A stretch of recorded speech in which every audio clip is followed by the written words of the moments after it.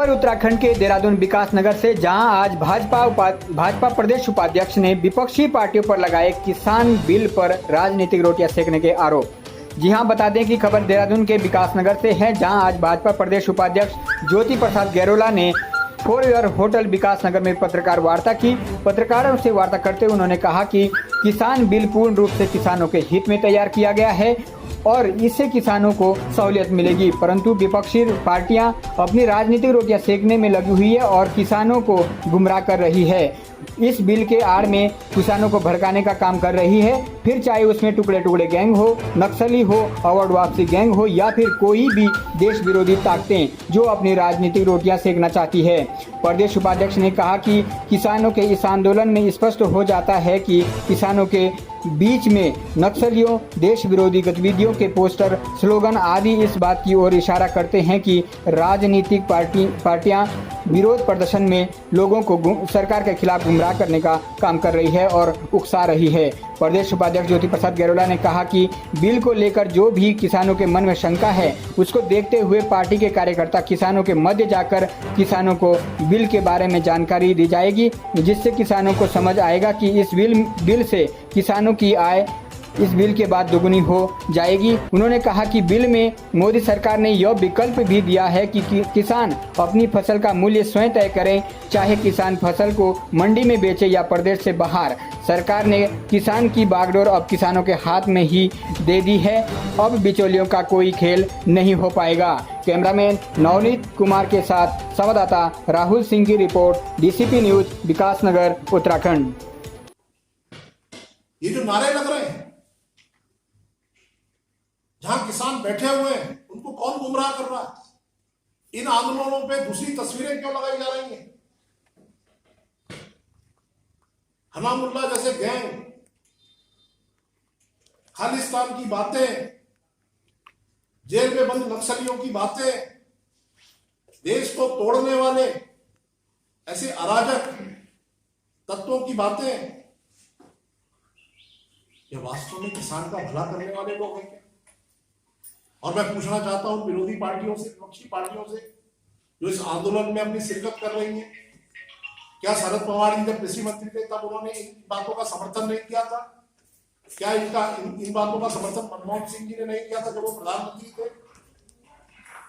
क्या देश में किसान संगठन के नाम पे जो शेतकारी संगठन बना हुआ है शरद जोशी जी का, क्या उन्होंने समर्थन नहीं किया था? क्या किसान यूनियन में महेंद्र सिंह टिकैत जी जब थे तब उन्होंने इन बातों का समर्थन नहीं किया था? समय समय पर इन्हीं बातों का समर्थन किया गया और आज जब हमने नरेंद्र भाई मोदी के नेतृत्व की सरकार ने उन बातों को लागू करने का मन बनाया और लागू करने का काम किया, तब आप उसके विरोध में जाके खड़े हो गए, क्योंकि उनको लगने लगा कि आखिर नरेंद्र भाई मोदी देश के किसानों के लिए, देश के आम जन की बेहतरी के लिए ऐसे कानून बनाएगा तो हमारी जमीनें खिसकेंगी, और जमीनें खिसक भी रही, क्योंकि उन लोगों ने बेहतरी के लिए काम किया नहीं। अगर बेहतरी के लिए काम करते तो लोगों के प्रति उनका विश्वास बना रहता। लेकिन आज नरेंद्र भाई मोदी के नेतृत्व में पिछले 6 सालों में देश के हर वर्ग के लिए, और किसान चूंकि हमारा अन्नदाता है, यह अन्नदाता हमारी सबसे ऊपर की प्रायोरिटी है। अन्नदाता के हितों के साथ, अन्नदाता के सम्मान के साथ, अन्नदाता के स्वाभिमान के साथ, अन्नदाता के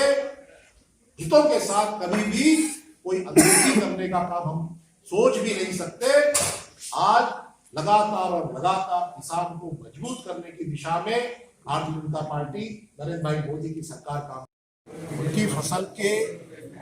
बेचने को लेकर जो उन्होंने विकल्प खोले हैं, उसके लिए उनको हम साधुवाद देते हैं।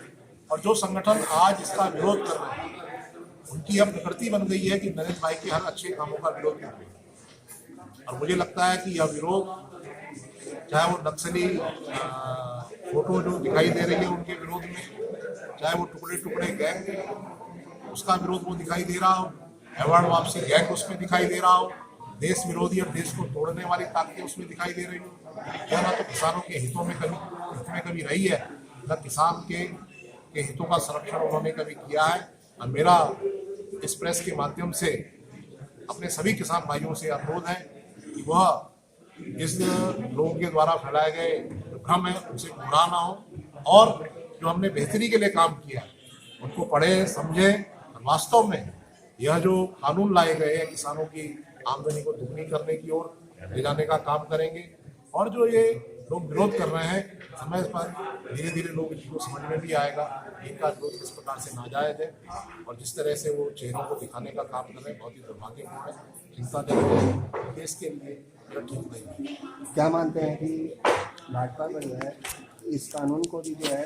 अन्य माता पिता ने जो है सोशल मीडिया पर जो है प्रसारित करने का समय अब आ गया है?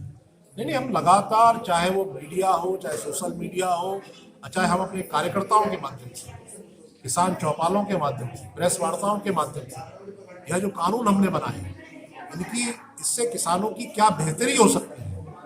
किसानों के लिए नए विकल्प क्या खुल सकते हैं। मैं एक बात यही पूछना चाहता हूँ कि जब हम दवा खरीदने जाते हैं तो दवा का मूल्य कौन निर्धारित करता है? दवा का मूल्य दवा बनाने वाली कंपनी निर्धारित करती है। उसी तरह से किसान जो फसल पैदा कर रहा है उसका मूल्य कौन निर्धारित करेगा? उसका मूल्य कोई बिचौलिया निर्धारित करे, उसका मूल्य कोई मंडी निर्धारित करे, उसके भाग्य का की डोर किसी दूसरे के हाथ में हो, यह हमको कतई मंजूर नहीं है। आज हमने किसान को यह विकल्प दिया है कि आप अपनी फसल का मूल्य स्वयं निर्धारित करो। जिस